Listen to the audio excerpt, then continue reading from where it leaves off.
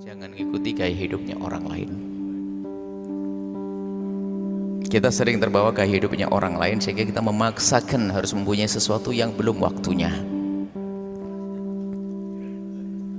Akhirnya kita ngutang atau kredit. Kalau sudah ngutang sama kredit bayar nggak? Harus bayar kan? Itu yang menjadikan orang akan menjadi terpuruk. Biasakan dengan hidup sederhana. Itu menjadikan kita mudah untuk terhindar dari utang. Biasakan hidup sederhana.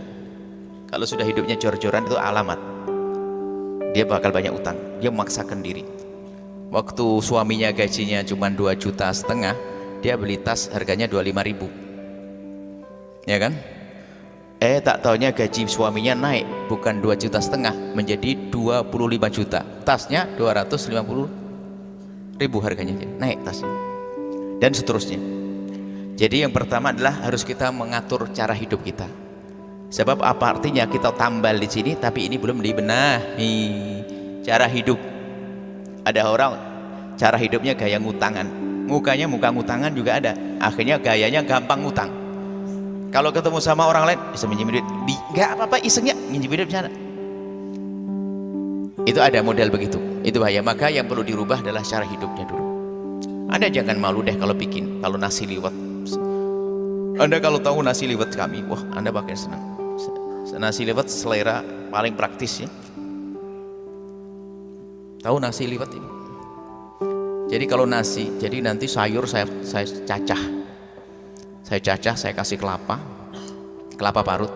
Ini kayak lapar nih masuk. Kelapa parut, saya kasih teri sedikit-sedikit sama bumbu begitu. Satu piring atau bagaimana. Setelah nasi liwet sudah mulai matang, saya tumpangkan di atasnya. Saya tutup, saya keliling kemana begitu. Nanti balik lagi. Itu sudah bumbunya ngerembes ke bawah. Kita balik tuh makan bareng-bareng, enaknya sudah luar biasa. Gak usah repot deh gaya. Makan dengan kerupuk juga ada. Cuman ada gizi dikit doh, jangan kerupuk terus lah. Sederhana. Jadi jangan biasakan hidup ini. Jadi biarpun kita kasih apapun, jangankan kok hanya dikasih doa. Jangankan kok dikasih doa, dikasih duit untuk bayar utang pun kalau cara hidupnya belum dibenahi, besok utang lagi. Maka kita benahi adalah cara hidup. Jangan gengsi deh. Naik sepeda, nggak punya mobil nggak ada masalah, naik angkot malah nggak usah mikirin parkir, nggak usah mikirin ini, nggak usah mikirin beli bensin. Kok bingung orang naik angkot? Terus ngontrak rumah gengsi, rumah mewah baru dibangun pun kadang-kadang besok langsung mati juga ada. Bahkan ada rumahnya gede, kamarnya ber-AC, kulkasnya gede. Kata dokter, untuk sementara bapak jangan minum dingin, jangan tidur di tempat yang dingin. Kacau. Bayangkan dunia begitu. Jadi sudahlah. Jadi jangan gengsi dengan. Kalau Anda gengsi naik sepeda, besok naik sepeda lama. Saya suka sepeda engkol, sepeda lama. Suka jalan-jalan begitu. Jalan kaki. Jangan biasa gengsi. Baju jubah begini. Kalau di Cirebon ada namanya pasar kain, namanya Tegal Gubuk. Saya bisa kain ini ke Tegal Gubuk beli berapa semeter kiloan itu. Setelah dibikin jubah juga. Imamah putih saya cari tidak ketemu tadi. Akhirnya saya pakai hitam ini. Ini kalau beli, cuman di sini ada. Ini paling harganya 15.000, 20.000. Ada. Bawa ke sini 25 lah. Naik dikit, naik kapal topnya. Artinya biasa saja, tidak usah kita dengan gaya hidup. Itu yang pertama, yang paling penting, dan semua kami himbau untuk seperti itu. Sebab kalau sudah ngutang, itu setan berbondong-bondong datang. Kalau kita sudah banyak utang, setan bondong-bondong datang. Bisiki. Kalau dia pengurus masjid, ambil duit kotak masjid. Kalau pengurus pondok, yayasan. Kalau dia macam-macam, pokoknya dia suruh ngambil pokoknya. Lah ini karena apa? Karena utang. Malu, nah ditagih orang nggak bisa. Jadi kejahatannya di sana, ternyata sudah ditunggu sama setan. Baik, setelah itu ya, kalau masalah doa ya banyak doanya. Doa yang paling tepat adalah Anda berkenaan dengan waktu. Waktu yang paling indah untuk memohon adalah setelah kita melakukan sholat 5 waktu. Dengan bahasa apapun kita mengerti. di sepertiga malam akhir. Bayangkan kalau sudah hidupnya enggak sederhana, bangun malam juga enggak pernah, sholatnya kebut-kebutan, gimana ini? Jadi nah, setiap habis sholat, yaitu setiap habis sholat berdoa memohon kepada Allah dan sebagainya. Kemudian di pertengahan minta kepada Allah. Nah, itu perlu waktu-waktu yang tepat. Dan selagi masih punya utang, jangan berpikir tentang berbuat baik dulu selain bayar utang. Jangan berpikir sedekah dulu. Anda jangan tertipu. Kalau kamu sedekah nanti bisa bayar utang. Sedekahnya maksiat kok.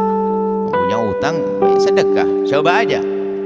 Saya utang kepada Anda 100.000. Hari ini harus saya bayar, sementara Anda butuh 100.000. Tahu-taunya apa? Saya sedekah 100.000 ke orang lain. Anda marah dengan saya, ya enggak? Sedekah-sedekahan, utangnya belum dibayar, kan begitu? Kita sering tertipu. Membayar utang hukumnya wajib. Dahulukan bayar utang. Jangan urus sedekah. Tapi saya kan pengen bantu pesantren Al-Bahjah tadi. Jangan bantu, ada yang bantu orang lain. Kan Al-Bahjah tadi ada bosnya. Enggak, saya enggak perlu dibantu. Anda urusi diri Anda sendiri biar Anda bebas dari utang. Kalau Anda punya utang sedekah ke kami bermasalah. Kecuali utang yang belum jatuh tempo dan Anda punya gambar untuk bayarnya. Contoh, Anda punya utang, tapi Anda punya gambar untuk bayar dan utangnya belum jatuh tempo, Anda boleh sedekah hari ini. Sudah jatuh tempo pasti sedekah. Itu diantaranya. Jangan berpikir tentang berbuat baik kecuali urusan bayar utang, karena utang itu luar biasa. Matul ghani dzulmun, orang menunda-nunda membayar utang bagi yang mampu adalah kezaliman. Semoga Allah menjauhkan dari utang. Utang itu di siang hari gelisah, di malam hari nggak bisa tidur. Tapi dia bisa tidur, Buya, keterlaluan dia. Nggak tahu diri dia. Baik. Kemudian ada doa dari baginda Nabi SAW untuk bayar utang adalah Allahumma kfina bihalalika an haramik wa aghnina bifadlika amman siwak. Perbanyak doa itu. Allahumma kfina bihalalika an haramik wa aghnina bifadlika amman siwak. Allahumma kfina, ya Allah cukupkan kami ya Allah, bihalalika dengan kehalalan darimu ya Allah, wa aghnina dan kayakan kami, bifadlika dengan karuniamu amman siwaka, sehingga aku tidak perlu ngutang-ngutang, tidak perlu kepada yang lainnya darimu ya Allah. Ini adalah doa yang diajarkan bagi Nabi Shallallahu Alaihi Wasallam.